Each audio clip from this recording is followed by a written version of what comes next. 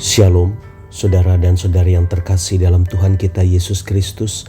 Marilah kita luangkan waktu beberapa menit untuk berkencan dengan Tuhan saat ini, agar dari hari ke hari kita semakin dekat dengan Tuhan, sehingga hidup kita semakin diberkati dan menjadi berkat. Kencan dengan Tuhan, Kamis 24 Agustus 2023. Bacaan dari surat pertama Petrus bab 1 ayat 14.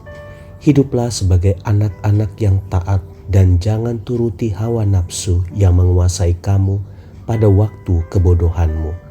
Demikianlah sabda Tuhan, syukur kepada Allah.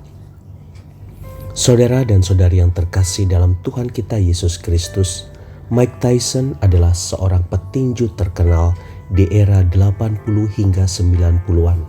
Ia dianggap sebagai petinju yang tak terkalahkan. Namun di tanggal 11 Februari 1990, secara mengejutkan Tyson kalah KO oleh petinju tak terkenal bernama James Buster Douglas. Pasar taruhan waktu itu mengunggulkan 42-1 untuk kemenangan Tyson. Tapi siapa sangka Tyson kalah dengan sangat memalukan. Apakah Buster Douglas adalah petinju hebat? Sebenarnya tidak juga.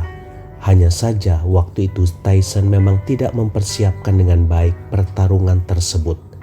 Ia menganggap remeh lawannya, sehingga bisa dikatakan sebenarnya Tyson kalah melawan dirinya sendiri. Saudara dan saudari yang terkasih dalam Tuhan kita Yesus Kristus, Simpson adalah manusia terkuat di dunia. Tidak ada yang bisa mengalahkan Simpson. Bahkan tentara Filistin sebanyak apapun tidak berdaya ketika berhadapan dengan Simpson. Jika demikian, siapa yang bisa mengalahkan Simpson? Apakah Delilah? Secara fakta memang Delilah yang membuat Simpson bertekuk lutut hingga kekuatannya lenyap. Tapi sebenarnya musuh terbesar dalam diri Simpson adalah dirinya sendiri.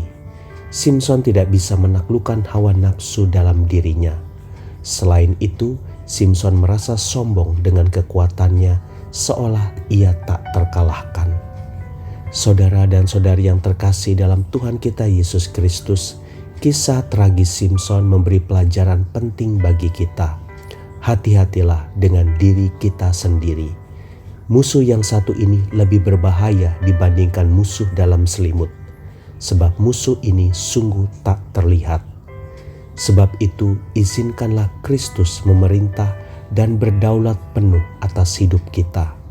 Inilah satu-satunya cara untuk menaklukkan ego dan manusia lama kita. Tuhan Yesus memberkati. Marilah kita berdoa dalam nama Bapa dan Putra dan Roh Kudus. Amin. Tuhan Yesus, aku mohon ampun jika aku sering merendahkan orang lain dan menganggap aku lebih hebat darinya. Lepaskan kesombongan itu dan ajarilah aku untuk menjadi pribadi yang rendah hati. Amin. Dalam nama Bapa dan Putra dan Roh Kudus. Amin.